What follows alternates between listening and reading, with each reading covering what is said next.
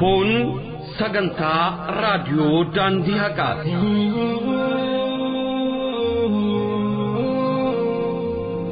Sagantaan raadiyoo daandii haqaa torbanitti guyyaa 5 kan isiniif dhiyaatu yommuu ta'u, afaan Oromoon guyyaa 3 roobii kamisaaf sanbata. Sagantaan afaan Amaaraa guyyaa 2 kibxataa fi jimaata isiniif kan tamsaatudha. Raadiyoon daandii haqaa sagalee hawaasa musliimaa bal'aati. Kun sagantaa raadiyoo daandii haqaati.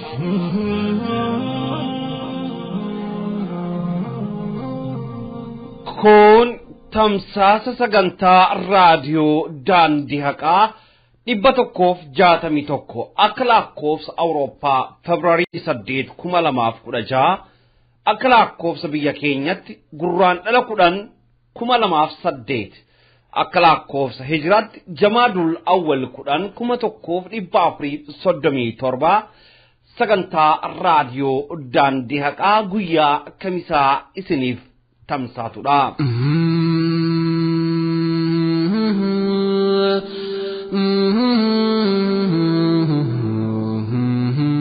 Bismillahi wassalatu wassalam ala rasulillahi sallallahu alayhi wa sallam. Assalamu alaykum wa rahmatullahi wa barakatuh.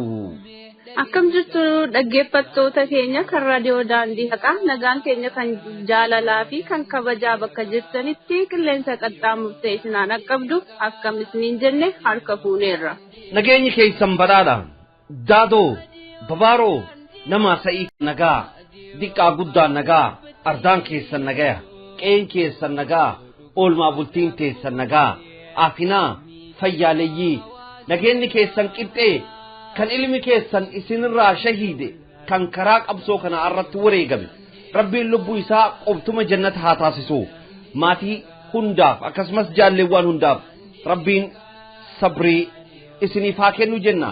Yooyyaa jennee harka fuune. Yooyyaa jennee jalqabne qophiilee keenya hadhaa itti aansuuf jenna.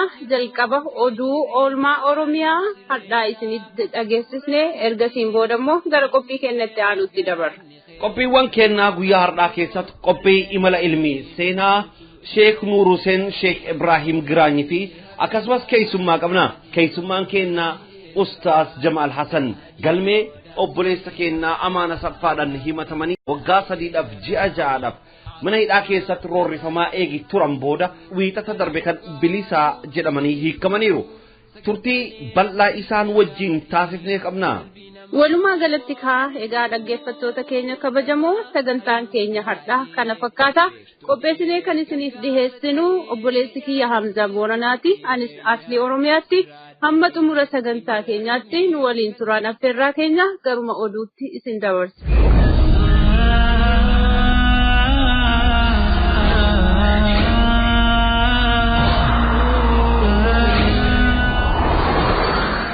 Assalamu alaykum wa rahmatullahi wa barakatuh. Oduuwwan oolmaa Oromiyaa guyyaa irraa qabannee isiniif dhiyaannee jirra. Naannoo Oromiyaa godinaalee adda addaa keessatti mormiin fincila diddaa gabrummaa ammas cimee itti fufeera. Mormiin Oromiyaa keessa cimee kan itti fufuu ta'u qaamonni poolisa federaalaa godina Arsii Lixaa magaalaa Dodolatti dargaggeessa Ayyuub Mustafaa Hajii akka ajjeesan beekameera. Walumaa galatti guyyaa kaleessaa irraa jalqabee magaalaa Dodola keessatti namoonni rasaasaan rukutaman 11 kan dhaqqaban yommuu ta'u, obboleewwan lakkoofsaan 6 dhaqqaban hospitaala Madda Walabuu keessatti kan wal'aanamaa jiran yommuu ta'u, obboleewwan 5 ammoo hospitaala bulchiinsa magaalaa Dodolaa keessatti wal'aanamaa akka jiran maddeen keenya naannawaa irraa nuuf gabaasaniiru. Dargaggoo Ayyuub Mustafaa qaamonni gara jabeeyyii eegii ajjeesan booda reenfi isaa karaa irratti kan argame ta'uu fi hawaasni reenfa isaa kaasuuf yeroo deemutti namoota 2 qaamonni federaalaa rasaasan akka reenfan kaasne kan rukutan ta'uu maddeen gabaasaniiru. Kuma kalee galgala siif ibsee turetti namoonni rukutaman baay'inni isaanii guyyaa irraa guyyaatti dabalaa kan deemaa ta'uu meera. Akkasuma immoo namni tokko akka du'es beekameetiin jira. Kalee galgala nama 4 rukutamee jedhee ka ture. Amma immoo nama tokko ta'uu danda'eera namni rasaasaan rukutame maqaa isaanii guutuun guutuutti argachuuf haalli magaalaa keessa jiru hedduu rakkisaadha. Kana keessa afur akkuma edasi himee kan maqaan siin geessuun hospitaala Madda Walaabuu turani. Ammas har'a ganama namni lama rukutame achuma hospitaala Madda Walaabuutti wallaanamaa jira. Walumaa galatti nama 6tu hospitaala Madda Walaabuu jira jecha. Isaan shanan kun immoo achumatti kan argamu hospitaala mootummaa kan bulchiinsa magaalaa Dodolaatti namni 5 wallaanamaa akka jiranidha. Informationii kan argachuu dandeenya. Kanumaan ol qabatee obboleessa keenya Ayyuub Mustafaa Haji Nabii ka jedhamu rasaasamee ajjeefamee badheedhaa ganama kana reeffisaa kan argame ta'uun beekamee jira. Gara reeffaatitti uummanni yoo deemu uummata irratti dhukaasa bananiin namni lama rasaasaan rukutamee gara hospitaala akkasiinidha. Haalli yeroo ammaa magaalaa Dodolaa keessa jiru rasaasni akkuma itti fufee jira. Warroonni ergamtoonni mootummaa wayyaanee agaaziin jechaadha. Haala sukkanneessaa ta'een uummata irratti tumaaf gidiraa adda addaa raawwataa kan jiran akkasumas rasaasa irratti dhukaasaa kan jiran ta'uun beekameetiin jira. Kallattii cufaan uummanni gara magaalaa akka seenne ittifamaa akka jiranii fi kallattii cufarratti waraana qabatanii kallattii cufaan uummata baadiyyaa irraa dhufu akka gara magaalaan seenne dhoorgutti jiranii haalli yeroo ammaa magaalaan Dodolaatti jirtu kana fakkaatas. Sirni awwaalcha dargaggeessa Ayyuub bakka hawaasni bal'aan argametti guyyaa har'aa raawwannaa argateera. Mormiin guyyaa har'aas itti fufuudhaan godina Arsii Lixaa uummanni ganda waabee fi iddoo walitti dhufuudhaan mormii isaanii kan dhageessanii fi karaalee hunda akka cufaa oolan maddeen eeraniiru. Gama biraatiin guyyaa har'as akkuma guyyaa kaleessaa magaalaan Kofalee sagalee dhukaasan kan raafamaa oolte fi poolisoonni agaazii 2 ajjeefamu maddeen keenya naannawaarraa nuuf gabaasaniiru. Naannoo Addabaabaa jedhamtu irratti poolisa 2 du'ee jira amma sa'aatii ammaa kan poolisii 2 du'e agaazii. Akkasumas guyyaa kaleessattis hawaasni poolisoota Oromiyaa konkolaataa guutuu poolisoota 12 irraa meeshaa waraanaa akka hiikkatee fi poolisootni nuti Oromoodha nu hin tuqin akka jiranis gabaafameera. Ganda qabata san deemaa turte ganda qabata san irratti uummanni marseetiin meeshaa irraa hiikkate uummanni. Erga saniin booda uummanni Oromoodhaan hin tuqina jettee poolisoonni Oromoo achirratti. Irra kennatanii Oromoodhaan hin tuqina. Haala kennatanii meeshaa irraa hiikkatanii gadhiisanii lubbuudhaan osoo hin tuqin. Poolisoota Oromoo poolisoota gara 12 akkanan ta'anii makiinaa tokko guutuutu garas darbe. Qonnaan bulaan ganda qaabatee biyyaalee fi guchii irraa saboonni Sidaamas qabsoo hawaasa Oromootti makamuun waliin qabsaawaa akka turan maddeen naannawaarraa nuuf gabaasaniiru. Haalli qilleensaa guyyaa kaleessa irraa yoo jalqabee sanii hin jedhin jedhe kaleessa sa'aatii 12 booda irratti yeroo san irratti galeetiin mormii cimatu uummata irratti uummanni gaggeessaa ture gandi biyyaaleetii fi gandi guchii irraa wal qabateetiin uummanni naannoo Kofalee irratti argamu uummanni Sidaamaallee ollaa Kofalee irratti argaman sunniin uummata meeshaa qabataniitiin magaalaa seenanii magaalaa Kofalee keessatti waraana walitti bananiitiin waraana wayyaanee ijoollee waraana walitti banee ture. Kun osoo ilaaluun qabnee uummanni Sidaamaallee faana yaa'e uummata kanneen faana yaa'eeti. Hawaasni godina Arsii Lixaa magaalaa Gadab Asaasaa mormii cimaa guyyaa har'aa kan dhageessisaa oole yommuu ta'u magaalaa Asaasaa keessatti qaamonni agaazii daa'ima waggaa 10 rasaasan kan rukutan ta'uu maddeen keenya nuuf gabaasaniiru. Eerroon magaalaa Asaasaa guyyaa har'aa mormii cimaa guyyaa har'aa kan dhageessisaa turan yommuu ta'u suuraa muummicha ministeera biyyattii duraanii obbo Mallas Zeenaawii kan magaalaa keessatti fannifamee ture buqqisuudhaan dhaadannoo sobaa wayyaanee irraa haqee bakka sanitti immoo alaabaa ABO kan fannise ta'uu maddeen keenya naannawaarraa nuuf gabaasaniiru. Bifuma wal fakkaatuun naannawa Shaashamannee gandoota Shaagulee fi Jiggisee keessatti mormiin cimaan kan gaggeeffamaa oole ta'us beekameera. Kallattii biraan mormiin Finfinnee itti fufuudhaan godina Horoo Guduroo aanaa Ammuruu keessatti mormiin kan gaggeeffamee fi qaamonni garaa jabeeyyii mootummaa hawaasa keessa sodaan guutamanii marmaaraa kan ta'uu gabaafameera. Godina Horoo Guduroo Wallaggaa aanaa Jaartee magaalaa Aliiboo keessatti mormiin kan gaggeeffamee fi hawaasni daandii magaalitti seensisu cufanii kan mormii isaanii kan dhageessaa oolan ta'uu maddeen keenya naannawaarraa nuuf gabaasaniiru. Kabajamtoota fi dhageeffattoota hordoftoota sagantaa raadiyoo daandii haqaa oduun keenya guyyaa har'aaf qabannee dhiyaannee kana fakkaatu sagantaawwan keenya hafan wajjin turti gaarii.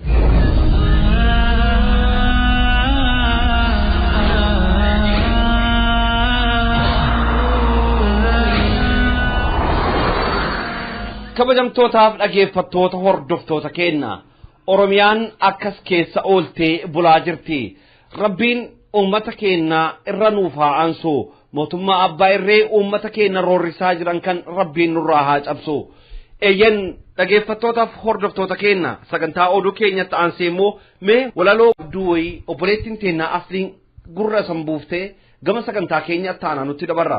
Walaloon keenya har'aa kan jedhu Abshiir Hiyyaadin. Walaabuu biqilchee goota xiiqiin butuu warwaachiftuu diinaa kan akka waaqoo guutuu goota gootaan irraa nama leenca dirraa Abshiir Hiyyaadin ilmaan keessiif jirraa gadhee adamsinee eboon garaa dirraa gabrummaa hiddaan buqqifnaa dadhabnu ilmaanitti guddifnaa dhaamsa kee hin daganne nullee guddannee diinaan falmaa jirra harka wal qabannee ni bilisoomna irra aanne ilmaan kee jajjabeen amaanaa hin nyaanne kunoo lolaa jirra gabrummaa dadhabne dhiira dhaan jenne tokkummaadhaan kaane dhiira dhalaan jenne tokkummaadhaan kaane. Maashaallah obboleetti teennaa aslii jazaakillahu khairan walaloo kanaa nu dhageessuu kan keetii fi walaloo kun kan qopheessee barreesse Usmaan Baayyuu toora feesbuukii isaarraa arganne hedduu galatoom. Tole kanattaan sudhaan qophiin keenyaa qophii imala ilmii ta'a. Qophiin imala ilmii keenya guyyaa har'aa qabattee gara Walloo Dawweetti nuun imalti. Seenaa Sheek Nuur Huseen Sheek Ibrahim Giraanyi qindeeffannee qabannee dhiyaannee jirra. Turtiin keessan nu faana haa ta'u. Musliimni hundi barachuu fadhi yookaas hin taane jiruun nu dibdi ilmi barbaadi. Musliimni hundi barachuu fadhi yookaas hin taane jiruun nu dibdi ilmi barbaadi. Ilmi barbadi Imala ilmi karaa sunnaarratti ilmi barbadi bakkuma maran qophiin imala ilmi torbaanitti al tokko isiniif dhiyaata. Xannoo fi mudannoo ulamaanii isin dhageessifna. Laggeenii fi gaarran ulamaawwan ilmi barachuudhaaf ba'anii bu'an yaadaan isin daawwachiifna. Ilmi barbadi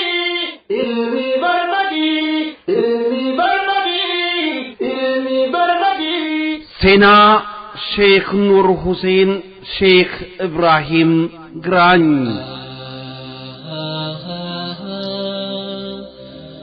Biyya keenya keessatti naannolee daawwaa fi tatamsa'ina beekumsa keessatti shoora guddaa qaban keessaa naannoon Walloo Dawwee adda durummaan kan waamamtuudha.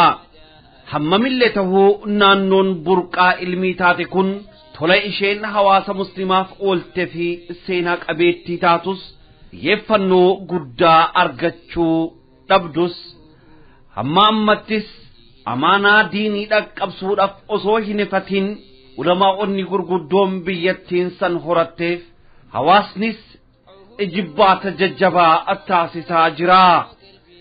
Eeyyan naannoon Walloo Dawween gabatee ilmi irraa kan sooraa jiran ulamaa'ota hedduu if keessatti qabattee jirti. Dawwee keessatti naannawaa ilmiin keessatti facaafamaa turan keessaa Jillee, Gaddoo, Giraanyi akka keenyatti tuquun ni danda'ama. Nus sagantaa imala ilmii keenya guyyaa har'aatiin gama gandoota seena qabeessa ta'an kanatti isin qabannee imallaa. Aalimni guyyaa har'aa seena imala ilmii isaanii isiniif himnu yookaan nuuf seenessuuf deeman godina Kamisee aanaa Booraa gandaa seena qabeettii Giraanyi keessatti dhalatanii achumatti aliif baa jedhanii achumatti fuudhanii ijoollee 23 horatanii 23 keessaa isaan 11 ganda Akirat kan deemaniif isaan 12 ammoo kan lubbuun jiran isaan keessaa 7 shamarran isaan 5 ammoo ijoollee dhiiraa kan horatan achumatti walakkaa jaarraaf kan barsiisaa turan Sheek Nuur Huseen Ibrahim jedhamu. Eeyyan Sheek Nuur Huseen Ibrahim Birruu jalqabbii bara 1920 keessatti dhalatan. Abbaan Sheek Nuur Huseen Sheek Ibrahim Birruu dawwee keessatti ilmi qaraasisuudhaan aalimoota akka fakkeenyatti waamaman keessaa yommuu ta'an magaalaa Giraanyii keessatti waggoota 80 akka qaraasisan nuuf himaniiru. Umrii isaanii kan beekumsaaf kennan ijoollummaa isaanii irraa jalqabee goota ilmii baratee barsiisuuf hidhatee kaheedha. Aalimni guddaan kun dhaloota kanaaf gumaachan keessaa bakka isaanii buhee ilmii kana kan tamsaasu ilma aalima ilmi isaanii dhaale dhiisanii kan deemanii kanaadha. Eeyyen abbaan Sheek Nuur Huseen ilma isaanii adaaba islaamawaatiin ijaaran kunuunsanii barnoota islaamawaa barsiisanii guddisan. Eeyyen abbaan seenaa keenya guyyaa hardhaa yeroo bilbilaan dubbisaa turretti umriin guddachuu isaanii wajjiin maashaa Allah akka gaariitti wal dhageenyee isaan wajjiin haasawuu yaalii taasifneerra. Mee gama turtii isaan waliin taasifnetti isin ceesisee turtii keenya muraasa isin dhageessisee walitti deebinaa.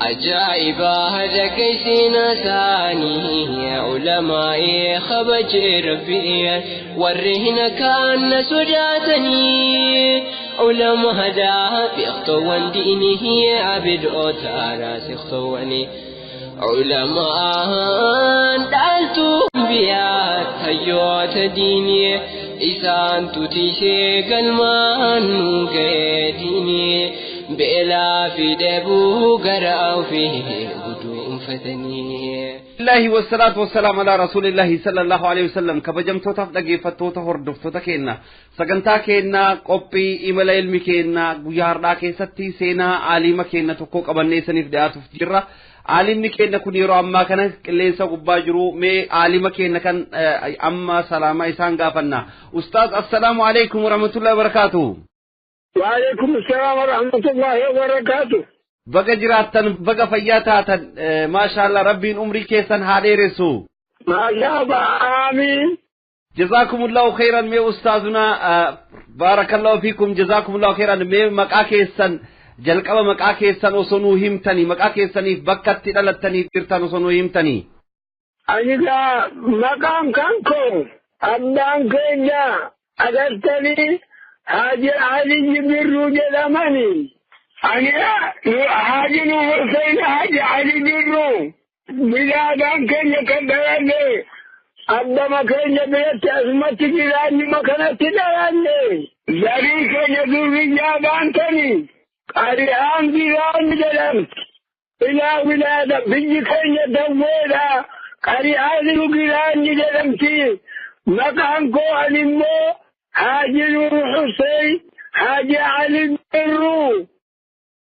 بارك الله فيكم جزاكم الله خيرا ميغا حاجي نور حسين هردقما كيسانيت دفني جرا حاجي نور حسين برد على تنير كاسه عمري نساني علمي برچو دفيرو دقبه راكاسه جلقبه علمي قران الراجل قبدني قران اكمت قراتن اينورت قراتن اچين بودمو imalli ilmi keessan garamitti imaltanii ilmi furfunaantan ulamaa'onni biyya keenyaa akkuma beekamu bakka hedduu deemaniitidha ilmi kabaratanu mee immoo aysan akkamitti akka ilmi argachuu dandeettan ilmi an sheekota irratti qaraatanillee osoo nuu himtanii. Ilaa qur'aan asumatti garee talaamiizuma abbaa keenya irratti garee asumatti ilaa sheekonni biyyatti fiqii wal qaraasitu. كلامي دبارين جاجيراني برابي إلاني رفقي كنين كرهي بيجي مكين جاتي سنين بوداني ايقاني سامبيرا لفه برا برا اكي جيدماري هاتا اكبريا في قواعد كنين كرهي إسان متي بوداني مفتي تلي كرهي سنين عربي جارا علم النحو بلاغة منطق أصول qabsiin isaanuma irratti kan daree abbaa keenya irratti. Waa'ee abbaa keessanii irraa mee xiqqoo nuu himaa. Aalima guddaadha malee bara hamma bara 80 garaasisanii. Ulamaan Harar kan Arsii kan Jimmaa kan Wallee Sheekh Abiraanyi irratti ta'allamee biyyattii hundi aalamiin kun isaan kataraan shonkiyyii irratti garaan. Isin ilmi barbaaduudhaaf abbaa keessan irraa bakka biraa deemtanii hin qaraane Dawwee keessa Walloo keessa bakka biraan deemne. Qara'een jira malee muftiitti balaafaa qara'een jira. Muftii jiilleetti balaafaa abadiyyeetti immoo usulaa fi tafsiira ahadiitirraa hizbaa fi qara'een jira. Bakka biraatti dhaqee garawwate. Bakka Dawwee makala keessa malee biyyaa bindeemi. Dawwee keessa sheekonni biraa isan irratti qaraatanoo jira ka yaadattan. Keenitti qaraana jira. Isaan sheeyni suni abbaa keenyatti qaraaniiti achi bahanii qaraasisanii asliin isaanii nama Jimmaati. Gooroo jedhamtii fiqihii achitti hin qaree bara 5. Maashaallah. Meeqa ustaaz adeemsa imala ilmii kana keessatti waggoota meeqadha ilmii barbaaduudhaa fi ka biyyarraa biyyatti deddeebi'aa turtan hin yaadattanii? Dunyaan samawaataadha bara 25 ta'a. Maashaallah. Amma hoo banutti eegi ilmii kana hunda barbaaddanii waggaa meeqa fuffunaantaniin booda amma yeroo ammaa kanatti majliisa qari'a giraanyi keessatti amma dhaabdanii darasoonni qaraa jiru. Makirafoonii sinaa namni agarbeetii hin mallaku. Gallimaan qaraatiif namacheen darsiin namni amma namni dara jamaa'aan guddamatu jira. Simateen galgalumateen kaana baadan darsii kanarra taa'e. Bara 50 jaana kee baaduman darsirra taa'ee gaafa isaan dabranii sana akiramanii. Abbaan keessan eegi akiramaniin booda majlisicha isanumattu qabate jechuu. Bakkuma jirru kanatti akiraman qabriin dhiyaatuma. Amma darasaalee warri Arsii warri Harar warri Jimmaa warri Dawwee barri Booranaa baay'een jira malee gara danuudha. Maashaallah fanniin isin biratti qaraamu fanni kamiidha? Nahwiidha moo fanniin birallee ni qaraama? Fanniin biratti qaraamu wanni mashhuur Arabiyyaa nahwiidha ammoo sarfiidha balaagaa mantiqii hatta usuulirraahis tafsiirirraahis ahadiisirraahis gosa gosa. Maashaallah fanniin kun hunduu isanumattu qaraasisa jechuu ganamarraa subiirraa jalqabdanii haga magribatti. Kunoo ganama subii salaannee teenye magribatti kaana ammuma kanaa filhaal darasaan akkasumatti jira waliin gayu. Ganamarraa qabee namni Arsii kan Harar kan Jimmaa kan Dawwee kan biyya hundaa ni jira. Subhii baada salaannee jammallee Maghriba aadaanitti kan jitu darasaan waqtii 100 malee ta'uun ni jira. Amma filhaal haali amniyaa tokkoo fi 30 ba'aatu jira. Haala ammatti. Maashaallah waggoottan 56 kanaadha fi ilmi barsiisuu keessatti gatteettanii kunoo ganamaatii hamma magribatti barsiisaa jirtanii hagamma ulamoonni meeqa isan biraa ba'anii jiru darasoonni gurguddoon. Biyya keessa ga'anii biyyigaa ilaa qabaa lafa gaa'ii qabaa biyyuma keessa amma fagootti illee galaniiti malee aanaan silaa akka katamaatti miti mangistii fi kadaarraa hin jiru. Dhaqee garawwate doolaan kabaraadha akka beektan. Darasoonni hammana ga'an ka isan bira jiru kun hundi nafaqaa maaltu baasafi uummatumatti baasafi jira. Nafaqaa istilaaha biyya muslimii tokko fagaataniitillee manaan qabata. Lillaahumaaf. Maashaallah mee ammisanillee mee akka yaadannootti boodatti isin deebifne namni ilmi barbaaduudhaaf manaa ba'ee. Hin beela'aa, hin dheebotaa, bakka buluu dhabaa, hin rakkataa waan isan nuu himtan. Waggaa ilmiin maadhagee biyyi keenya ilmi kuma sakkaa qabdi. Ilmi masakkaa qabdi ilmi taphatti gaafa arganne nyaannee gaafa dhabne bullee sabarree ture dhaqee gaafa qallaabii argannellee gaafa dhabnellee qariyaallee godhannee akkasumaan rabbiin nurra dabarse gaafa bulisaatiin. Yaa amma dhagaa kitaaballee waggaa qaraan harkaan katabneeti. Kanaawwiitillee amma kunoo ilaamuma kana guutu maarfiyaa. amma gara tawaashillee katableeti kabni isaatiin kunoo booduma kana kunooga kitaabni dhufee amma rabbiin xinnee nutti ubbisiise malee ta'abiin inni biyya kanaa waggaa ta'allumsan yaabbassafamee geessifamuun miti harkaan katableeti kunoo egaa ballee kashifa waaqiyaa ashiyaalee harkaan allaqlee hawaashillee gabbatune harkageenyaan. Ilmi barnii barsiisuuf garaa fallayyaa keessa deddeemanii gaara bu'aa ba'aa gammoojjii qaxxaamuranii ulamaan hedduu biyya keenyaa adeemuu dur lafkaraan fageenya. خيسة دبر كل هلان ججبينيا ريو دقين يسعران سامي نمو بوجسا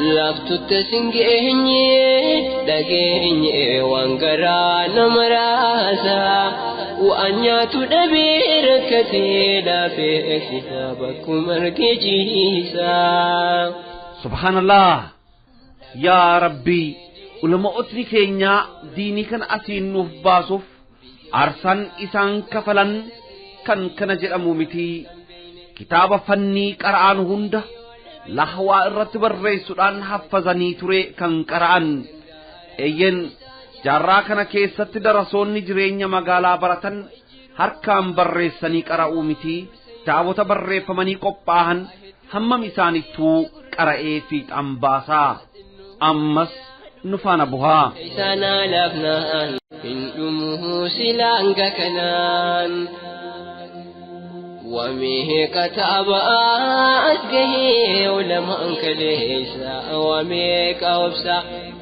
إن ورهيه إسلاما تائه أمة برسيسا هل قادين قدها به باديا مقالا توحيد دريسه والقيسه بكهن جلالا سبحان الله يرو أما كانت تكما بيكم كنو كتابني قوتي برا أرقميدا بري كيسان ثم شكان ججبادا أكبر كنامتي كتاب بريسو كيسات اللي هركان كتاب بريستان جرو كيسان كيسات ويانسين أكان قمدن ميوان كان رانو هي مدن ديتو أستاذ أما باني بيانتين كيسات ولي بعد أما بولا كانت هم علماء كلوا والانتقال سالما أرسيكن إلى جيران مفافا إنهم تجل تكيكا لأنان بلريد وكتابات إن فتح لي أما جلوا أقر جيب سرنوي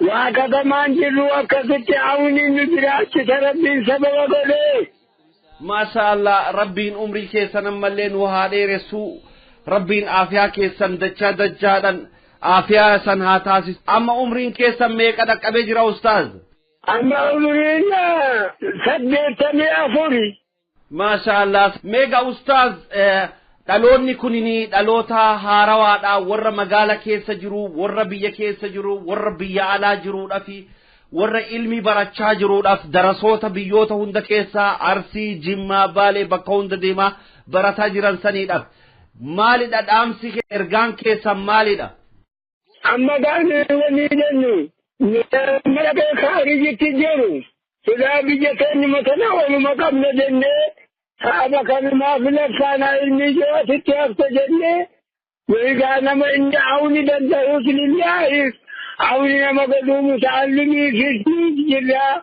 كتابان الله بما توفر لهم كانوا وتعاونوا على البر والتقوى حاصل دبي كانوا tole jazakumullahu khairan barakallahu fiikum ustaazuna umriin keessan ammallee haa dheeratu fayyaanuuf taha aamin barakallahu fiikum ustaazuna rabbiin umrii keessan ammallee nu haa tursiisu jenna yeroo hunda deddeebine yeroo ammaa kanatti bakki san jirtan sun kitaaba waa'ee kitaaballee haa ta'uuti ijoolleen amma dhageeffattoonni keenya sagantaa kana dhagahaa jiran majliisa keessan kitaaba akkamiifaa isinii haa bitanu kitaaba akkamiifaa isinii haa erganu إذا كتابا أحاديث اللي اجتماع جكنا أتدار وته يعلم كتاب غريب شيء حديثنا يعني أصول فعلا اللي يرجوك سنين بربانا إذا قواعد عربية راهس tole wanni dabalataa biraa ulamaa'ota biyya keessaaf biyya alatti jiranuuf ergaan isin dabarsitan jira dhumarratti إذا دبرتا إذن أكثر سنتقول أتينا كبيتنين هجدا متيم علماني أبشا كنت قرابته إن أتيتكم ما تايجي ملينا ممتمتي ديراتي ولا كذاتي كما ستبجيكو لا من جهة الكتب ولا من جهة غيري tole barakallahu fiikum ustaaz sa'a san dheeraa kana nuuf kennitani waan nu wajjin haasoftaniif seenaa keessan irraati ilmi akkamiidhaan akka qaraatan nu himuu keessaniif hedduu isin galatoomfannaa umrii dheeradha yeroo biraallee isinii bilbilaan maqaan kiyya Hamzaa Booranaati raadiyoo daandii haqaarraa isinii bilbilee jazakumullahu khairan barakallahu fiikum wassalaamu alaykum warahmatullahi wabarakatuh وعليكم السلام ورحمة حمزة بورنا كريمتي حجاجا والسلام عليكم السلام عليكم ورحمة الله وبركاته أستاذ نجاكي ستا أمري دير الدافياتا غايرو حجاجا وعليكم السلام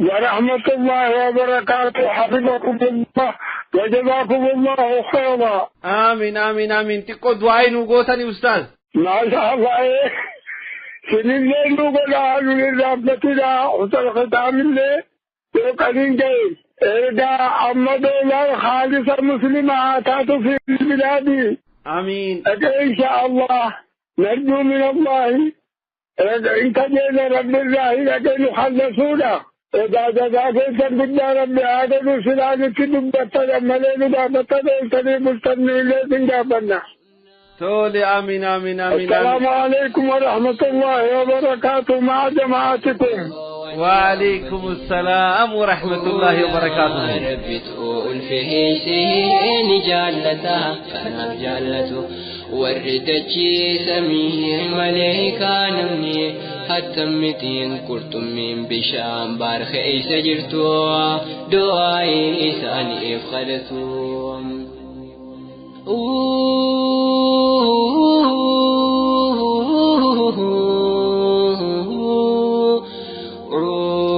علماء أكوجيسا يا إفادكنا يا وركي نورا إسن دبون فيهنو إجتين يدرها يوسين جراتين جرون نفدكنا ولا لندالا قمنا علماء يا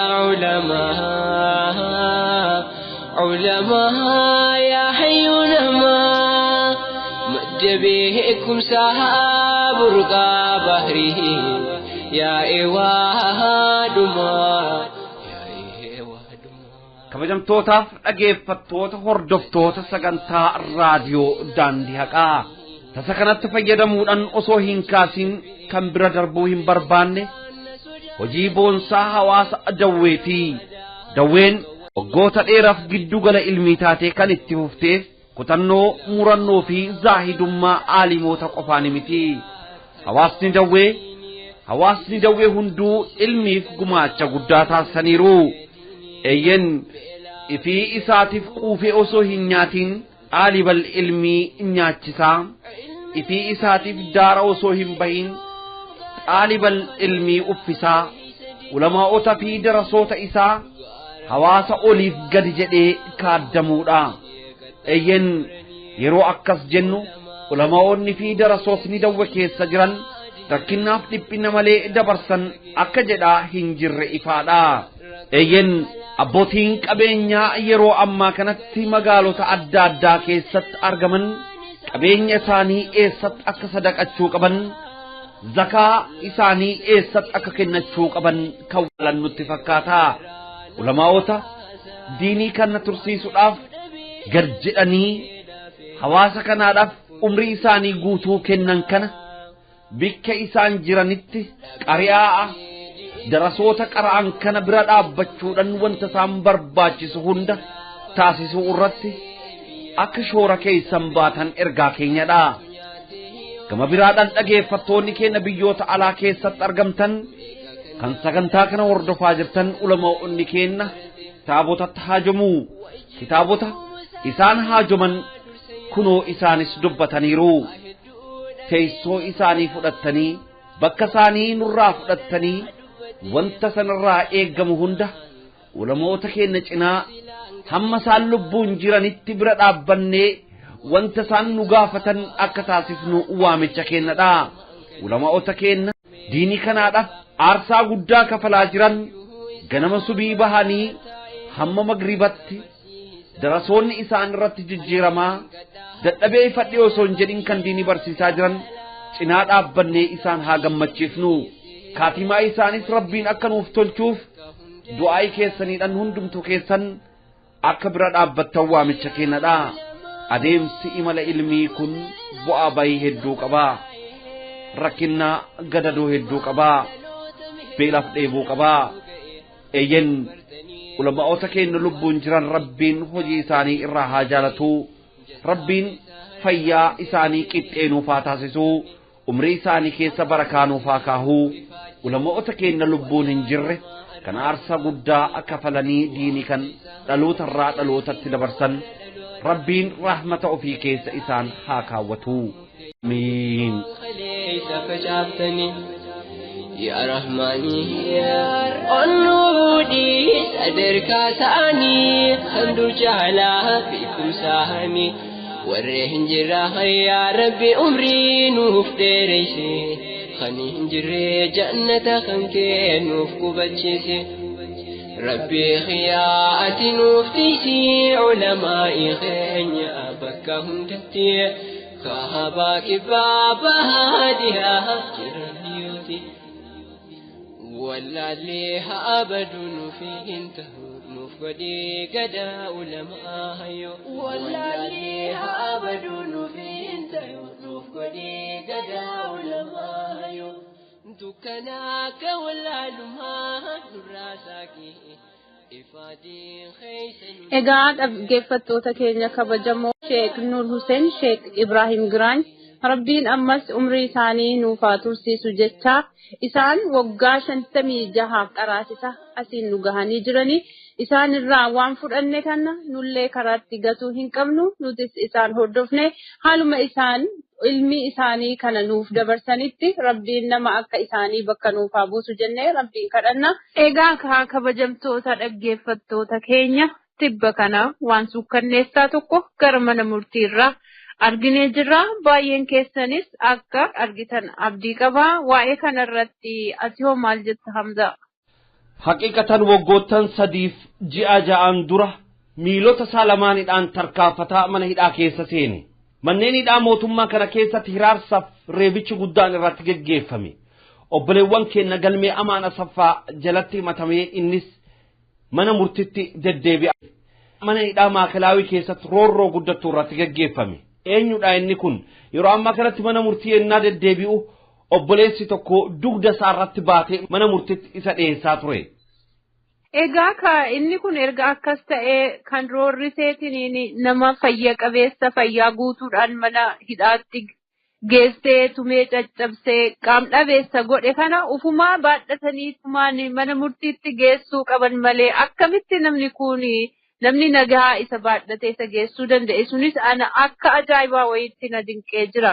Kan silaa tumee caccabsee qaama isaa miidhe nama nyaataa mootummaa wayyaaneeti. Kan baadhatu immoo ilma isaa waliin hidhame maqaa amantiitiif baay'een itti gadde. Wanna akkanaa kana addunyaa gubbattis raawwatamee waan beeku natti hin fakkaatu. Kanarrattis manni murtii wanta tokko hin jenne Maalinti namtichi kun baadhatamee dhufes jedhee abbaan seeraa kan jedhamee achi kaayyame gaafii tokko hin gaafanne. Surumaayyuu wanni isaan nama kanarratti dabarsan waan nama suukkanneessuudha. Hamza ana baay'een gaddee jira dhugaa. Jaarraa kana keessatti diinii yookaan amantii kee yoo jaalatte yoo kabajde yoo sunnaa ergamaa rabbii sallallahu alaihi wasallam yoo hordofte abbootiin irree siin jaalatan si jibbu ija hammeenyaan si hordofu yakka yookaan badii raawwatte moo raawwachuu dhabde dhimma isaaniif hin kennu cal jedhanii si hidhu si hidhanis si hin dhiisan si roorrisu qaama keetirrattis hirdhinna fidu samboodas yoo isaanitti tole balleessiteerta yookaan hin balleessine bilisa siin jedhan yookaan immoo murtee badii isirratti dabarsan akka obboleessa keenyaa Huseer Roobaa Rabbiin abboo naja isaa baasu miilota lamaan isaan mana hidhaa seenee jira Rabbiin miilotaan isaa fayyaa guutuu wajjiidhaan mana hidhaa dukkana san keessaa bilisaan akka isa baasu hawwii keenyadha.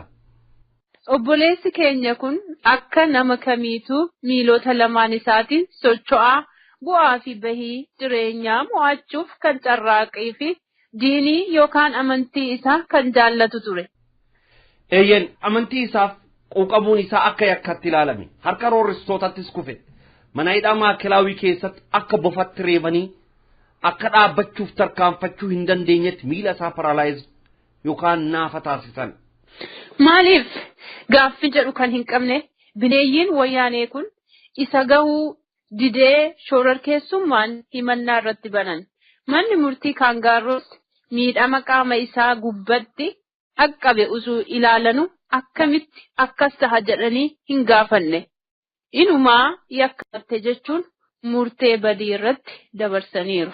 Obboleessa keenyaa Huseen Roobaa Rabbiin subhaanahu wa ta'aalaa fayyaa isaa guutuu deebisee fi miila isaan tarkaanfatee akka deemu akka taasisu Rabbii kadhanna.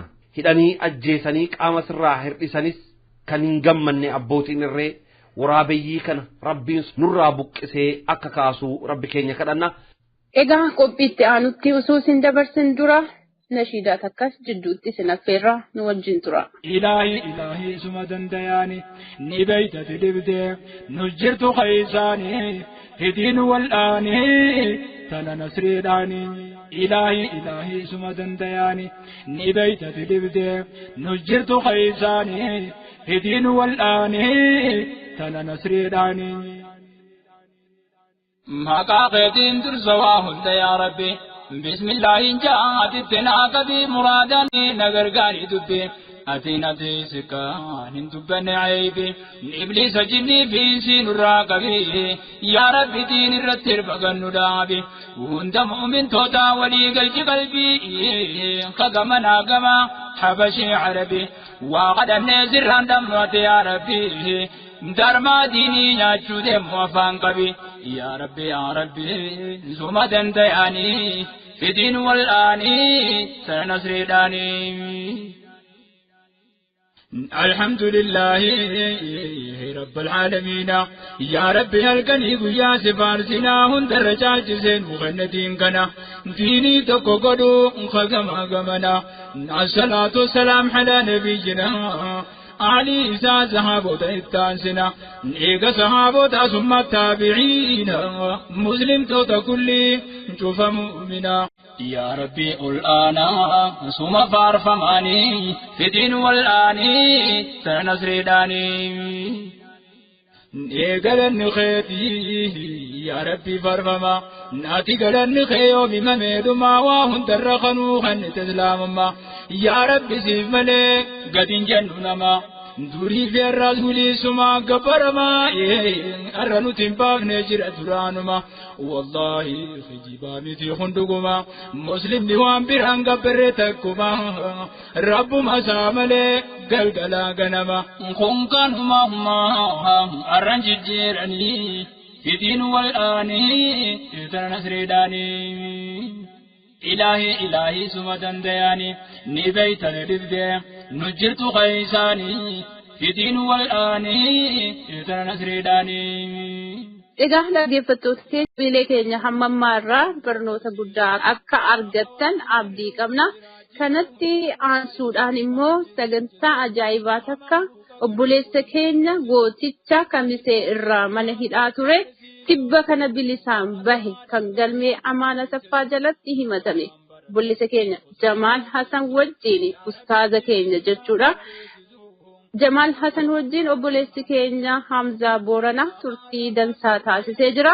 Isarraayis waa hedduu barattuu dhaamsa hedduu argattu ammas obsaan nu caqasaa isiniin jenna gara sittan isin dabarsa. Itiin wal'aanii nasriidhaanii akka gabbaramu amanne khobaasa isa gabbaramaan hin jirre eegasaa kajalaalam haqaan gabbaramu isa Muhammad ergaa isaa ta'uun dhugoomsa warri irra jahu toohida dhabamsiisaa jiru maqaatiin sodaachisa ganaa wajjin nun deebisuu haraam isa wallahi ka'umee lubbuu jiraachisa shahadaa jennee eenyutu irraa nu deebisa eegasitti amannee eenyu kafarsiisa dhiira damtuu dirqiin ibnu gabbarsiisa rabbuma khobaasaa qofa gabbaranii fitiin wal'aanii fedha nasriidhaanii. بسم الله والصلاة والسلام على رسول الله صلى الله عليه وسلم كبجمتوتا فدغيفتوتا هردفتوتا سغنتا راديو داندي حقا سغنتا كينيا غيار دا كيست كيسوما قبنا كيسومان كينا اينيو دايغي جتان ان شاء الله كيسومان كينا dhiheenya kana irratti obboleewwan keenya galmee Amaana Saffaadhaan himatamanii waggaa 3dhaaf baatii 6 waliidhaaf mana hidhaa keessatti dararrii hedduu eegi dabarsanii fi ragaa ittisaa namaa fi sanadaa 1500 ol eegi dhiyeeffataniin obboleewwan keenya isaan afur bilisaan baan keessa isa tokko wajjiidhaan Ustaaz Jamaal wajjiidhaan turtii taasifnu qabna. Ustaaz Jamaal seenaa dheeraadhaaf bal'aa qabu. naannoo kamisee keessatti hojiiwwan gurguddaa kan hojjetaa turanii fi karaa Rabbii Subhaanahu wa Ta'ala kana irratti waamicha taasisaa kan turan qabsoo uummanni keenyaa waggaa afran darbeef gaggeessaa ture kana keessatti jalqabbii irraa kaasee karaa nagaadhaan uummanni muslimaa gaafii gaafate kan kallattii nagaa qabatee akka deemuudhaaf karaa seera qabeessadhaan mirga isaanii kabajsiifachuu keessatti shoora guddaa taphataa kan turan ustaasni keenya kun hojiiwwan jajjabaa hedduu akka dalagan dhiheenya kana irratti miidiyaalee akka raadiyoo Fitii raadiyoo BBN wajjin turtii isaan taasisanirraa dhageenne isinis dhageessanii jirtan uummanni keenya immoo afaan Oromoo dhagahan kan afaan Amaaraa hin dhageenne sagantaa keenya guyyaa har'aa irratti inshallah turtii ustaasa keenya kana wajjin taasifnu irraa hubannoo fi abai isaan keessa dabarsanirraati xiqqollee taatu inshallah nuuf dhageessisuu nuuf hubachiisu jennee abdii guddaa qabna yeroo ammaa kanatti keessummaan keenya qilleensa gubbaa jiru mee jalqaba isaan simannaa. أستاذ السلام عليكم ورحمة الله وبركاته. وعليكم السلام ورحمة الله وبركاته. أكم جرتن نجا جرتن أستاذنا؟ الحمد لله رب العالمين. بقى جراتن بقى جمدن يرو ديران بودا ماتي كيسن بيا كيسن حواسا كيسن إسن جالتو إسنس جالتن وجدن ولدت دبلمو كيسن يتهدو جمن نجرا إسنس بقى جمدن. بقى ولين جمن الحمد لله رب العالمين. توليغا بارك الله فيكم أستاذ كينا أكوا بيكم ومني مسلمة كنو وقوتن درن أفران كنادا في إجبات جبا جيجي ساجرا مرغو في كبايسي فتشولا فديم سكنا كيستي أستاذوني أكا كيساني أبوليوان هدون كورين حواسا مسلمة اللي من هيداتي دربي رورو هدو كيسا دبرتاني جرتاني ربي سبحانه وتعالى إجبات تاسفتان كانوا هندل إسن راها جالتو إن شاء الله مي حواسا كينا كنا بلدا في مي غم من اديمسا غرمن هيدتي سنين دورا جوروت اوسوهن دربين دورا مي وغوتا سديف جي اجاجتون والله فاميتي من هيدا كيساتي دبرسو والله فاميتي اچرا بهانيمو achi keessa yoo bahan kan obboleewwan waliin hidhamanii tujira achirra baanii ummatatti akka haaratti makamuun kun mi asirraa jalqabnu maaltu isinitti dhagaame ustaas bilisa jedhamtanii yeroo mana hidhaarraa baatan. خير بسم الله الرحمن الرحيم الحمد لله رب العالمين والصلاة والسلام على أشرف الأنبياء وسيد المرسلين نبينا محمد وعلى آله وصحبه وسلم تسليما كثيرا وبعد أكون مثلا جاء وجودون إلى بداية المجراني قرمي أمانة سفارة nama 28 himatamee jira nama 28 irraa nama 4 qofattu bilisa bahee kaan badii jedhamee jira jiru masalaati bultii damii fi jira egaa nuti akkuma beekamutti hidhamuu kanaan yoo arganne malee hin jiru akkanatti hin jaallu. Tole barakallahu fiikum jazakumullahu khairan dhuguma haqiqatan dubbii dhugaa dubbattanii mee ustaaz inshallah gara boodatti isin deebisa dhugumatti yakki isin dalagdan hin jiru badiin isin dalagdanis takka hin jiru akkasumas obboleewwan kennallee koreenillee kamana hidhaa keessa jira wanni isaan dalagan hin jiru bakka bu'oota ummataati jaarrolee biyyaati mee gara jalqabbii sanarratti isin deebisa yeroo qabamuu keessaniin dura haala naannoo kamisetti haalota ture adeemsi ittiin isin qabamtan sun maal fakkaata jalqabbii irraa kaasnee osoo waan tokko tokko dhageeffattoota keenyaaf adeemsa san keessa deemaa turtan san osoo xiqqoo tokko dhageeffattoota keenyaaf nuuf qooddanii ustaaz.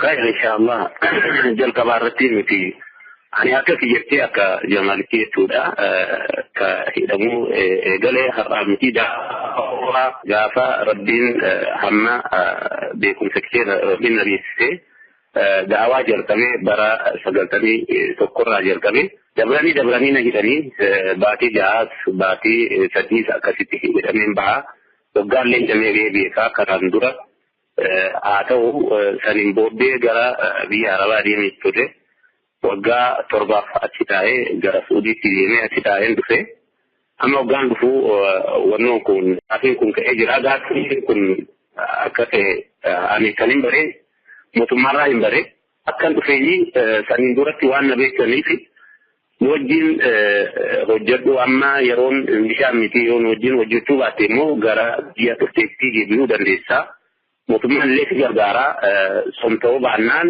hindootaa si ajjeefnaa akkas jedhanii na sodaachisanii garuu ani si wajjin waan hojjedhu hin beeku hojjechuus nama barbaadu miti du'aan nu sodaachisan du'uun du'aa ajala qaba ajala isaatiin du'aa waan na sodaachisanii hin qabu jedhee achi biraa bahe.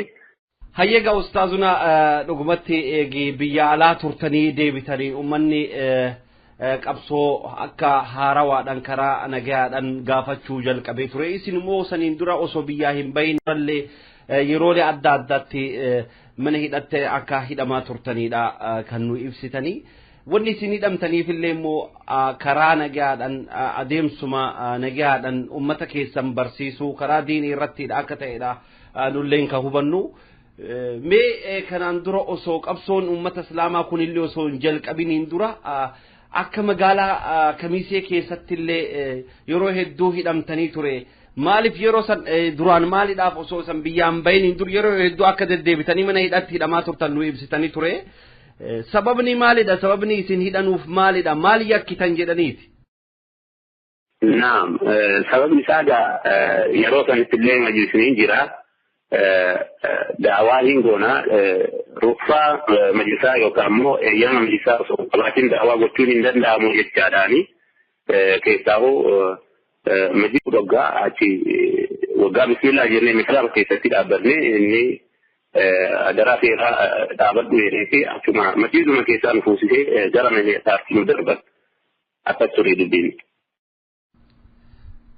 Tole dhugumatti kun wanni akkanaa kun bakkuma hundatti waan baratamedha ammallee wanni kun ni jira egi majlisarraa waraqaan qabaanne namni xalayaa egi majlisarraa hin qabaanne du'aatonni keenya masjida keessa dhaabbatanii barsiisuu dhorgamaa jiranii tole mee amma gama adeemsa keessan waggoota 3 fi baatii 6 fi adeemsi mana murtii ture kana keessatti waan hedduutu dabarfamee yeroo jalqabaadhaa fi guyyaa namni isaan qabanii mana gara maakalawitti isin dabarsan kan haala akkamiidhaan ture ka qabamtan eessa turtan isan yeroo isan qaban kan galmi amaana safaa jalatti yeroo himatamtan. Ani sanitti akka lajnaan yookaan komitoonni hidhamanii baatii maal bulii 3tti ana qabame madiida keessatti waggaa isaan qabamanii asitti finfinneetti hidhaman. Namoonni hidhaman kun gaafiin kanaan dura ta'e gaafii 3 ture amma gaafiin sun gara kanatti ol guddatee jira gaafiin 3 kanaan dura isaan bidiru 3 fi kalammataa lama amma dabalee immoo komitoonni hidhaman kun haga gadhiisamanitti fi haga immoo mootummaan harkasaa waa'ee filannoo kana keessatti harkasaa baasutti filannoo hin filannu jenneeti jedheetiin daawaa godhe masjiida keessatti kanaanii oduu sobaa odeessuudhaan uummata mootummaa irratti kakaatee jira jedhaniiti achiin hidhanii ka'an guyyaa 70 akka hidhameen booda bultii 28 baallama naa qabame mana murtiitti deeme achiin booddee poolisii lamattuu mana sirreessaa dhufee kottuu bahinaan jedhan ani boolla biraa qotaniirani isaan ani hin barree akkamiin hin ba'a manni murtii guyyaa 28 baallama naa qabamee jira akkamiin hin baay'ee ba'uu dideenyaan achi mana murtatti cabsaniiti na yaaman. Mana murtii deemee waa'ee mirgaa waan gaafachuu qabdaa jedhameen gaafatamee ani mana murtii kanarraa waa'ee mirgaa waan hin gaafatu hin qabu kanaan durallee gaafa gaafateetiin hidhamee ammallee waan hin gaafatu hin qabu jedhee anillee didee abbaa alangaa wajjin wannoo manni murtii walitti haasa'aniiti qarshii kuma sadiin mirga waabii kabajamee fi jedhaniiti akkasiin ganna nabsiisanii achiin ba'eeti biyya Affaar keessatti loogiyaa deemee hojii hojjechuu eegalee achiin bishooftuun deemaa achirraa uffata jabuutirraa gara biyya keessaa galu uffata dhalaa akka dubartii kan achii fidee dhufee loogiyaatti suuqattiin qoqqoodaa achii waggaa loogiyaarraa ka'ee gara bishooftuu deemu barahaa keessatti na qaban. Tole yoo isaan qaban kan maali yakkite jedhan isaan qaban tole itti aansaa. Achitti illee waggaan qabamu ani hin barree gara kiiloomeetira 5 ta'a konkolaataan gara Jibuutii deemu waa itti sakatta'anii dhaabaniiti akka tiisha wahii jechuudha. San dhaabaniiti konkolaataa garas deemu hunda hin fattashin ilaalan keessatti waggaan ani kiiloomeetira 5 kan sa'a lamarra dabree jira isaan biratti haga geenyutti ani yakka yoon qabaate hoggatan irraa bahuun danda'a nama baqatu yoo ta'e nama tokko irraa bahuun danda'a yeroo ani qulqullina kan ofitti beekeetti konkolaataa sana irratti taa'ee deemaa jira waggaa isaan bira geenye konkolaataa irraa kottu gabbii kan nuti barbaadaa jiru kottu bu'inaan jedhanii ani konkolaataa irraa hin bu'u ati kottu gara konkolaataatti qoriitii hin deemnaa yoo ati nama seeraa taateeniini. Akkamiin nama seeraa taateen naan jetta uffata uffadheen argattu naan jedheeti na dubbate allee deebii kennee fi uffanni abbaan argate isaan illee uffata kana uffatu ni mala waan ta'eef konkolaataa irraa hin bu'u achi kottu qoriiti gara mana seeraa deemnaa jedheeni konkolaataa irratti irraa bu'u didee jennaan nama hunda buusanii fi Nakakataanii waggaa raatan konkolaataa na deebisanii achii bishooftuutti waajjira poolisiitti na geessanii achumatti harka duubatti garagalchanii konkolaataa hidhaniiti ija fijallee akkasitti hidhanii uffata wayii fidanii akka shaashii wayii fidanii ijama hidhanii gara noofaniin guyyaa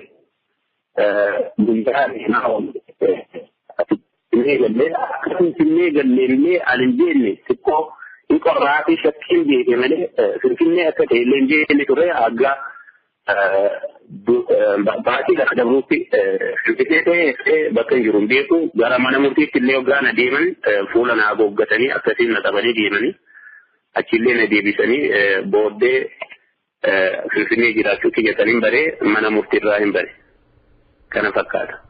Tole ustaaz haqiqatan nama dhugaa dubbatu namuuni sodaata hatta nama dhugaa dubbatu kan namni irraa sodaata hin dheekama hin dheeta meegaa yeroo jalqaba qabamtanii mana murtii tansan yeroo jalqaba jechuu osoo guyyaa amma koreen magaalaa Finfinnee teegee hidhamte guyyaa sadiin booda masjiida gubbaa irratti dhaabbatanii guyyaa salaata jumaataatti akka namoota tokko irraatillee sagantaa irraa dhageenyeen isin barbaadan isin jennaan isin immoo maaliif barbaadama jettanii waajjira mootummaa dhaxxanii warra san barbaadutti maaf na barbaaddan yeroo jechuudhaan gara waajjira deemtanitti warri waajjira keessatti itti dhufnaan xarbeeza jalatti dhokatan jedhamanillee dhageenye jirra mee waan sanirraa ta'e haalli kun akkamiin mudatu danda'e ustaaz mee xiqqoo boodatti seddeebifnee dhageeffattoota keenyaaf osoo waan kanarraa nuu qooddanii. خير إن شاء الله كل جرا الدعوة جافا مسيرة في السفيد جمعة daawaa san godhu federaalattu waa liyyuu haayili jedhamu gara daseerraa gara biraarraa fidanii achitti dhufanii masjiida kana naanneessanii maranii qabanii ani daawaan keessa godhan illee daawaa san dheeresseeti daawaatti fuufee hanga sa'a 8tti sa'a 8 waggaa jedhee masjiida keessaa gabbahee waggaan laalu waggaadara qofatu jira masjiida maree injiranii ani isaanuma biraan darbeeti gara mana hiriyaatti tokkotti achi deeme laaqana hojii nyaannee akkas waggaa mana isaa taa'aa jiru achitti illee dhufanii achi keessaa baheeti masjiida Ansaar keessatti galee masjiida san keessatti illee afuriin jalqabee hanga ishaatti daawaa godhee ishaa achi keessaa baheeti isaan achuma jiranii keessaa bahee saayikilii irratti taa'eetiin konkolaataa saayikilii irratti biskileetii jechuudha saniin bira darbee deeme na barbaachee eegalan achi osoo na barbaadanii ani magaaluma saniin jira waan qaamaan nan beeknee fi darbaanii isaan nan beekanii qaamaan maqaa kiyya malee qaamaan nan beekanii biran darbaa booddee firatti deemaniiti firatti himata. Firree maali nuti ati as keessatti ati jiraattaa fi nuti bakka jireenya dhabne deemiitii mootummaatti harka kee kenninaan jedhanii ani mootummaatti deemee waan harka kennu yakka hojjenne nama yakka hojjeteettu mootummaa deemee harka kennata maal naan jettanii jedhee achiin booddee isaan na dubbisuu isaan na qoomatu natti baay'isanii jennaan gara waajjira mootummaa deeme.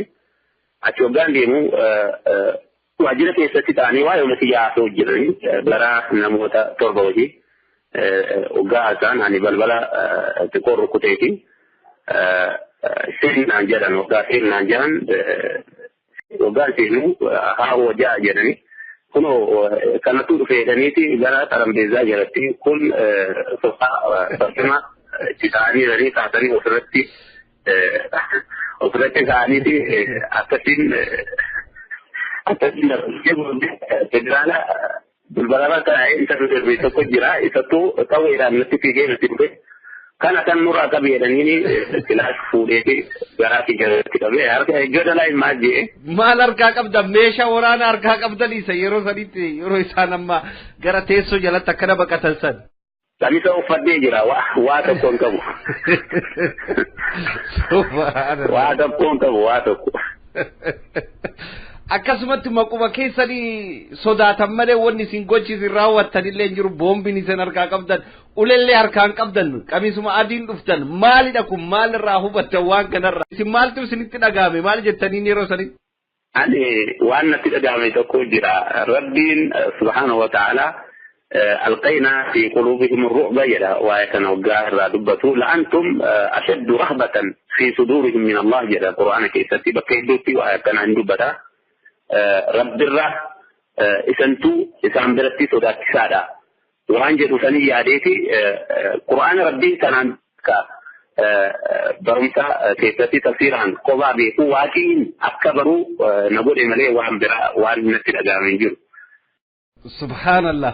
Eegisaniin booda waamanii warra saraawitii saniinaan ijoo dalaa eegi jedhaniin booda gaa isiniidhaan jechuu.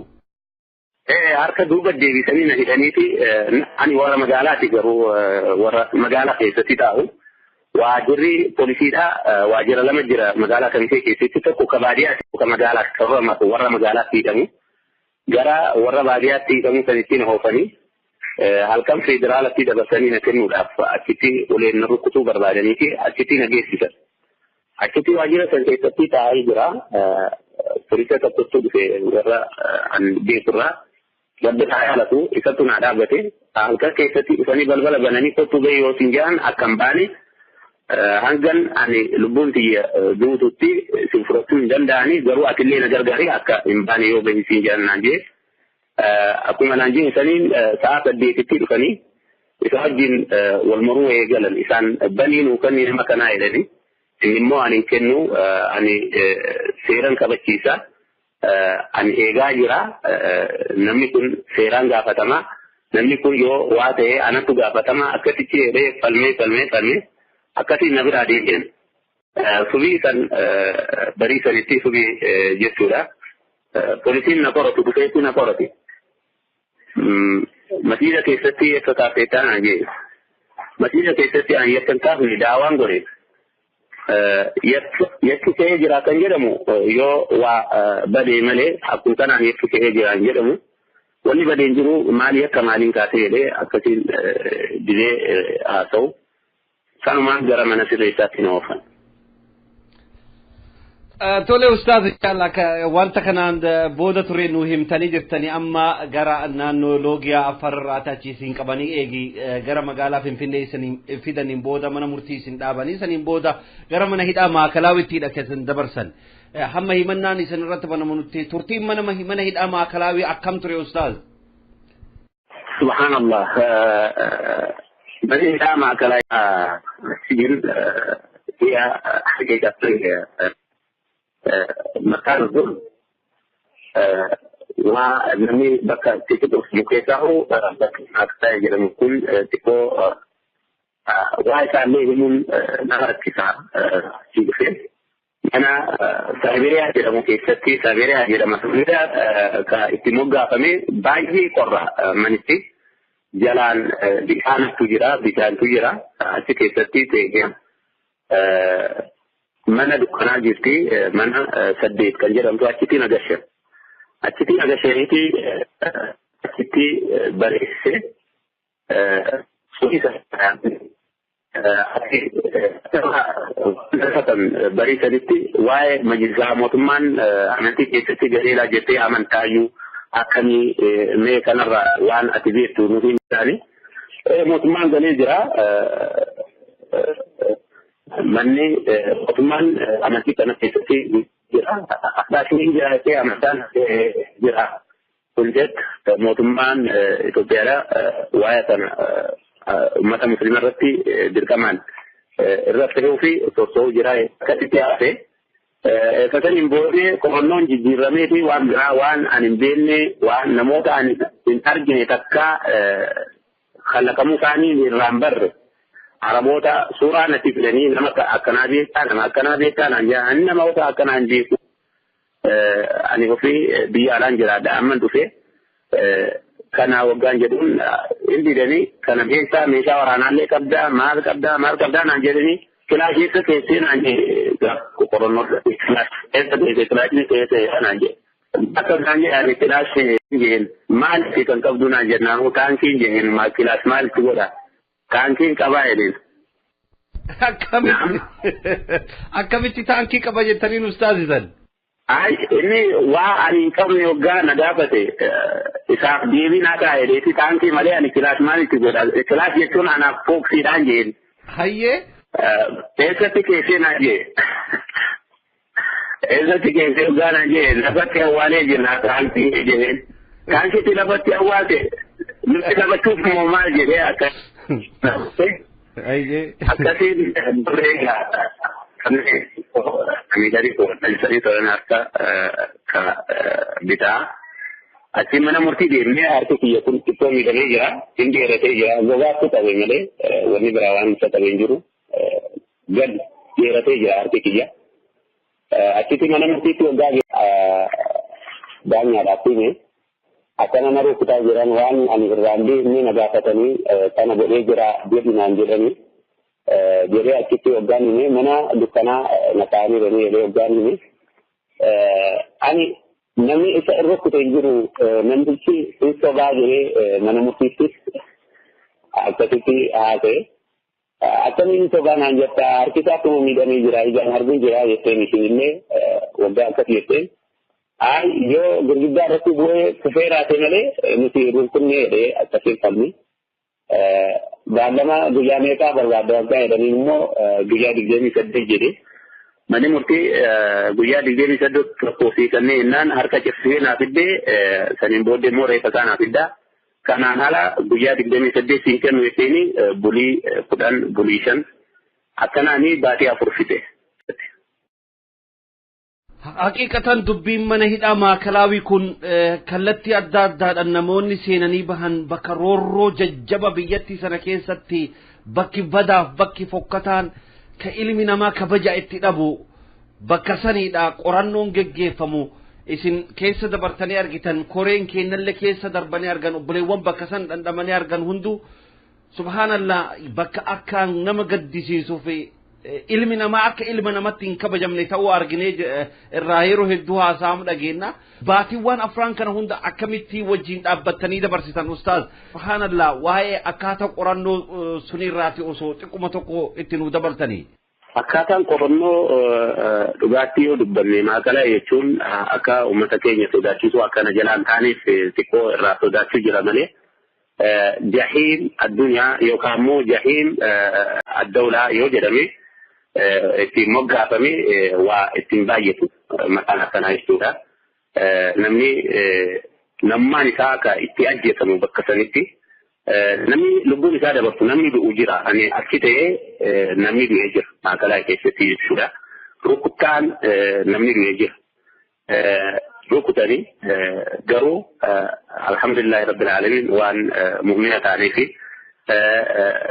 ربي المو لن تموت نفس إلا بإذن الله كتاب مؤجر وان جديد الرد بالرمالي بكرن دعمومتي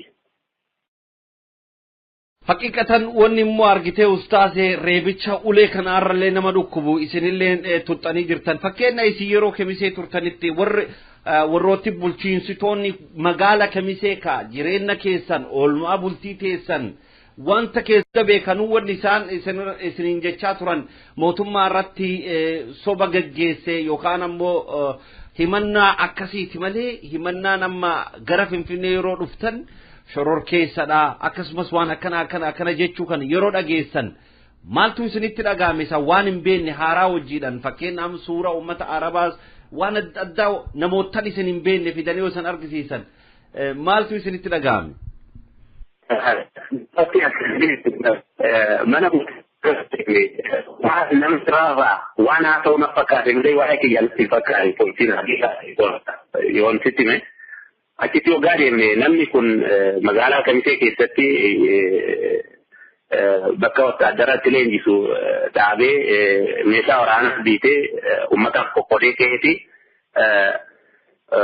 loricha waggaan jalqabee meeshaa waraanaa dhahan jechuudhaani biyya oolaa meeshaa waraanaa biitee jechuudha waggaa sokkuu huduuda irratti qabneedhanii akkasitti haasa qarshii 3,000 qabeeti meeshaa waraanaa bitee gara biyyaa gashuuf qarshii 3,000 نعم دقاجر أستاذ كارشي كوما شديدي ميشا ورانا بيته موتمالو لوداف أكاسيتي وغايرين بطو أيون إنجي راناني وغاني ميشا كوما سدين بيتا مو ميشا ورانا كارشي كوما سدين بيتا مو إنجيرو إنما بيكمادا قالوا أكاسيتي وغارو بطو أني وايك يرى وانا تونا تنفكانيو وان نمزرار را وانا تونا تفكاتيتي أيون إنجي نجرى Erso no nanjete simba na nanjete mani murtida ajil kama jama mana murti hata wani ni jere kungu taw frakor injiru njen me tokko me sha warana class tokko karshi me kan bitama jara tina ga paddan njen amma karshi warana yo ka class tokko me kan bitama ire mani murti wagga isa gafate kuma kuda saddeetirra hanga digdamitti duubati karshii 3,000 qabee meeshaa waraanaa fiduuf diimaa osoo sokkuu huduuda irratti qabneessa isin immoo karshii kilaas tokko yoo akkamiin kun bituu fi danda'a jettee. Tole. Naam. Dhagaa jira. Akkamiin karshii kilaas tokko akkana yoo ta'e karshii 18,000 yoo ta'e inni immoo 3,000 qabe akkamiin hunduu danda'a akkamiin bitee fiduu danda'a. mootummaan isin hojjetan biyya keessatti qarshii 3,000 yoo kan kufu ta'e maaliif hin dhiifne namticha kana hukumaa adaabuuti dawlaa adaabu kanattu tura mootummaa keessatti raayiteessee akkasitti deebiseeti saniin booddee guyyaa 28 na barbaachisa jedhee akkasiin deebi'ee deemu. Waa anarraa haasa'u fakkaatu yoo achitti hoggaatu. subhanallah haaluma akkanaadhaan maakalaawi yookaan mana qorannoo keessa eegibaatii afur dabarsitaniin booda himannaan eegisinitti banamee himannaa kanarratti immoo ragaa adeemsa ragaa sobaa isinirratti dhiyeessan hedduutu jira adeemsi ragaa sobaa isinirratti dhiyeessu sun akkam ture ustaaz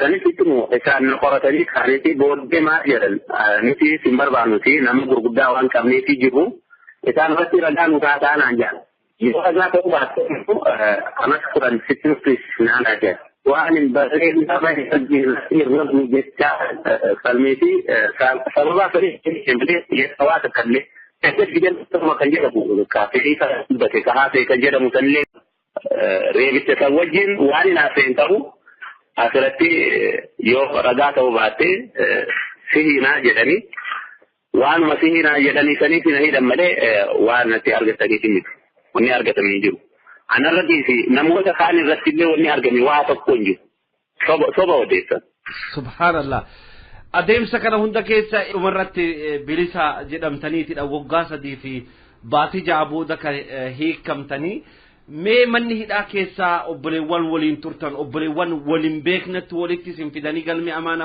asaffaa jalatti walitti himannaa isan irratti bananii turtiin eegeessanii gara qilinxoottidha kan dabarfantan turtiin qilinxoo immoo maal fakkaata ture ustaaz حقيقة كلينتو ولو كان سجنا لكن تحول إلى الجامعة الإسلامية في الحقيقة yoo mana hidhaa mana sirreessaa jedhamillee nuti achitti deemuudhaan tola argannee waa gaarii hojjennee waa gaarii arganne malee wanni badaa waan itti uumamee jiru alhamdulillahi rabbil alamin ummanni amantii garaagaraa hordofullee achi keessatti amantii islaamaatti namni deebi'ee zoonii tokko qofa zoonii 3 keessatti kan waggaa dheeraatti jiraate san keessatti nama dhibbaa ol amantii islaamaa fudhatee jira kun ribxiidha kun hin argamu subhanallah akkasiin dabarsine achi keessatti darsiin hin jira namni qura'aan hin qaraane hin qaraa namni qura'aana qara'ee kitaabu tawxiid irshaad kana qaraana tafsiira qura'aanallee jira sagantaa qabna takka jedhamu keenya osoo hin beekin kun waggaa 3 guutuu dhume subhanallah hakan dhuguma wanni nu dhageenyulleen waanuma irraa dubbattan kanaadha koreelleen akkasumas obbolummaan islaamummaa achi keessatti jiru jabaadha hatta ummanni kiristaanaa achi keessa jiru akhlaaqa ummata islaamaa kana arguudhaan namni islaamummatti seene hedduudha garuu akkasan nu himtan kan namni dhibbaa ol islaamummatti seenuun kun injifannoodha milkii guddaadha subhanallah barakallahu fiikum rabbiin isinirraa haa jaalatu mee carraa kanatti ustaaz waan takka gaafachuu barbaanna dhiheenna kanatti guyyaa isinilleen bilisaa jedhamtanii gadhiifamtan kanatti galmee tokkoodhaan isin wajjin himatamee kan ture obboleessi keenya Huseen Roobaa dugda irrattidha baatii Salahaddiin kaam isin wajjin bilisaan dhiifame kan dhiyeessaa ture maaltu irratti dhaqqabeetidha obboleessi keenya Huseen Roobaa kan dugdak baadhatamuufi obboleessi keenya Huseen Roobaa bakka maakalaan san jedhamu sanitti reebamee jira taadhaan Kunni sun deemee waan biraatti ta'eeti akkasiin qaamni isaa faalaarra ta'ee jira. Gamni tokko du'ee jira qaamni isaa jechuudha. Sababa sadiitiin akkas ta'e. Yaa Rabbi. Rabbiin subhaanahu wa ta'ala kan miila isaan deemaa ture san ammallee miila isaan akka inni bahu Rabbi irraati abdii guddaa qabna. Hayyaga ustaaz ergaawwan adda addaa hedduu nu dabarsitanii turtiin isin wajjin taasifnu kana qofaan tahuu namoota keenya ammallee mana hidhaa keessa jiranidhaaf. bilisummaa isaalleen akka bilisaan hiikaman hawwii guddaa qabna akkuma isin jettanillee isaan irratti balleessan argame yookaan badii ragaan qabatama argame hin jiru dhugaan hin qallatti malee hin cittu isinilleen har'a akkuma baatan isaalleen bor akka ba'an abdii guddaa qabna obboleewwan kana wajjiidhaan turtii dheeraa waliin taasiftanii obbolummaan islaamummaa isin wajjiin ijaartan akkaan guddaadha koree hawaasa musliimallee duraan finfinnee yeroo isaan jiran hedduu isaanii mumkin yeroo isaan sagantaa sadaqaaf tokkummaaf dhufanillee ni beektan jedhe abdiin guddaan qaba yeroo sanirraa jalqabee koreedhanillee wal argitanii wajjiin turtanii jirtanii amma haaluma waliigalaatimee koree hawaasa muslimaa himannaa isaan irratti banamee fi akhlaaqa isaanii isinilleen akkuma irraa beektan kana wajjiidhaan mee kana wal qabsiiftanii eegi koree wajjiidhaan mana hidhaa Qiliinxoo keessa wajjiin turtan akkam argitan akkamitti waliin turtan waa'ee kana ani haa ta'urraa namni isaanirraa namni amantii biraa hordofu yoo haa ta'e hin caalaa ture haa ta'uyyuu anillee haa ta'uu hin danda'a rakkoo hin jiru isaan nama kabajuu nama akhlaaqa qura'aana lafa kanarratti agarsiisaa jiru namni hundi achi keessatti namni garaagaraa hordofullee isaaniif irragaa haala gaariitiin achi keessatti jiraatanii achi keessaallee achi keessaa waggaa ba'an namni amantii biraa hordofu haqiiqaatti sittima namni bu'uu ture gabbahee namni akkuma jiruun gaafa isaanittillee murtaa'ee achi keessaallee waggaa isaan baasan namni bu'aa ture waa akkasiidhaan alhamdulillahi rabbil alamin raayyate halluti karaa kallattiitiin milkii qabnaa malee waa takka kasaraan qabnu alhamdulillahi rabbil alamin. Barakallahu fiikum jazakumullahu khairan ustaaz eebuu daawaa hedduu qabdanii amma duraanillee daawaa mana hidhaa keessatti illee taasisaa turtanii amma immoo hawaasa keessan bal'aasaniidhaan walitti dhuftanii jirtanii barakallahu fiikum jazakumullahu khairan turtii bareeda isin wajjin taasifne yeroo biraallee inshallah bilbilee isin ziyaarraa dhaloota kanaadhaa fi obboleewwan keenya kallattii hundaadhaan mirgoo fi kabajsiifachuudhaaf mana keessatti darbaman hedduutti jira kan du'e illee hedduutti jira. Jazakumullahu khairan dhumarratti dhaamsee dhaloota kanaaf dhaamtan dhaloota ilmii irratti hundaa'e akka ta'uudhaaf waan jalqabametu jira ammallee deebii keenya sun nuun deebine isanillee akkuma tuqtan waan kanarratti dhumarratti akka waliigalatti wanni isin dhaamtan eegi jiraatee carraa isinii kennina. Inshallah. Ani ummata musliimotaa mana hidhaa illee ka alarree jiru hundaaf dhaamtii takka dabarsuun barbaada. أنتم المالي اصبروا وصابروا ورابطوا واتقوا الله الذي لعلكم تفلحون كان هاتي وان دبر سوبر بعد يجرو كانوا نمي صبروا كبا سينا أنبيوتا إلانو كبا سينا سلف صالح لالو كبا بفتنين أملي دوبتي دي نمي دوبتي ودي دي أفني تملي waan nama garaamituu hin danda'uuf hin dandeenyeef qabsoosaa nagaan ammallee itti fufuu qabaa jechuudha. Kanan ergaa kana dabarsuu barbaada. Jazakumullahu khairan ustaazuna sa'aa dheeraa kana nuuf kennitanii sagantaa raadiyoo daandii haqaa wajjin turuu keessaniif hedduu isin galatoomfanna. Rabbiin umrii keessan haa dheeressu obboleewwan keenyaaf anallee rabbiin nagaadhaan nu abaasu baga gammaddan baga oolumaan gammanne inshallah jazakumullahu khairan wassalamu alaykum wa rahmatullahi wa barakatuhu.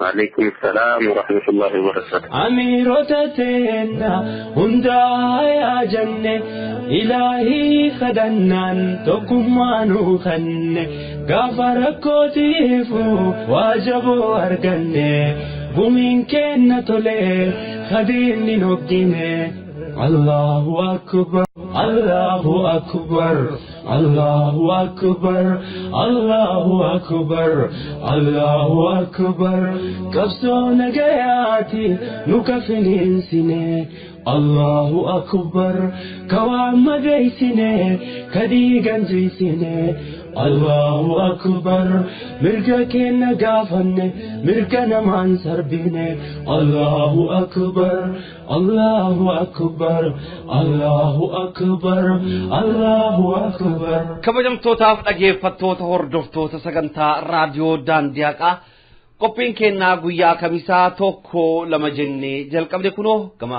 تمرتي قبل جرا أستاذ جمال حسن سبحان الله الدنيا تنعرت إيجي ربي سبحانه وتعالى قف صدان نتاتي وني هندو نصدات سبحان الله قوتي كميسي أستاذ الحسن وأيسا كانوا مانين أبنو إن شاء الله سكنتا وان برا رتس بل إنا دان وان راهاسفنو جراتا obboleewwan isaanii hariyoota isaanii illee irraa waan dubbifnu qabna dhugumatti namni karaa rabbii irratti akkasitti cichee eegi bahe eegi dhaabbate injifannoo malee kufaatiin isan argattu warra tokkummaadhaan jabaatee ammas qabsaa'u irraa rabbiin haa taasisu karaan nuti jalqabne sun ka adeemsa karaa dheeraadha obsa barbaada karaa kanarratti hundumtuu keenya ciccinee qabsaa'uudha qabna obboleewwan keenya Oromiyaa keessatti sochii jabaa gaggeessaa jiran bakka hunda irraati karaalee cufuudhaan mootummaa abbaa irree wayyaanee fuuldura dhaabbataa jiranillee bakkuma jirtanutti qeerroo jabaadhaa gochi keessan hojiin keessan kan nama gammachiisuuf nama boonsudha of eeggannoo barbaachisu hunda akka taasiftan ammas dhaamsa kennadha mootummaa yeroo ammaa kanatti taasa fi magaalota Oromiyaa gara Arsii lixaa keessatti masaajidoota manneen amantaa kiristaanaa gubuudhaan akkasumas saboota biraa irratti dhiibbaa geessisuudhaan qabeenya saboota biraa miidhuudhaan qabsoo kana mata duree isaa jijjiiruudhaaf yaalii inni taasisaa jirutti jira hamma danda'ameedhaan wantoota kana hundaadhaaf tika akka kennitanii of eeggannoodhaan hordoftan dhaamsa kennadha sagantaawwan keenya guyyaadhaaf qabannee dhiyaannee kana fakkaatu obboleetti teennaa aslii wanti itti dabaltu jira. Akkuma obboleessi keenya Hamzaan jedhitti egaa dhaggeeffattoota keenya haala amma Oromiyaa keessa jiru gurraa qabdu ijaan agarsu. Mootummaan abbaa irree kuni haala kanaan uummata keenyatti fayyadamee mormii jiru kanatti fayyadamee akka waan mormiin kuni uummata jidduutti sablammii lamaan jidduutti ka'ee taasisee fi akka amantaa jidduutti ka'ee taasisuudhaan keenyaaf saboota biroos waliin dhahuu barbaadaati. Adaraa isiniin jenna of eeggannaa guddaa godhaa saba biraas yoo kan jiraatu ta'e irraa fagaadhaa miidhuu yaalinaa jechuufani ammas qabsoon akkuma itti fuufetti haa jiraatu dadhabnee lubbuun namaa nurraa du'ee namni keenya baay'een nurraa dhume jennee yoo sodaannee duubatti deebinu isaaniif deebisnee akka irra caalaa nutti jabaatanii tiniini nu fixan goosisuudhaaf yaa qomoo koo itti jabaadhaa. Amma balbala bilisummaa afoo dhaabbattanii jirtu. Saaquu qofatu isinii hafe jira. Baay'ee galatooma isiniin jaalladha. Rabbi isin bira haa jiraatu isiniin jenna nuti warri raadiyoo daandii haqaa. Marree sagantaan keenyaa guyyaadhaaf qindeeffannee qabannee dhiyaannee kana fakkaatu sagantaawwan keenyaa irratti yaada qabdan komiiwwan qabdan gama toora feesbuukii fi gama toora teelegiraama fi waatsaappii keenya gubbaadhaan nuuf gumaachuu kan hin dagatina sagantaawwan keenyaa itti aananutti hamma deebinee wal arginutti wassalaamu alaikum wa rahmatullahi wa barakaatuhu.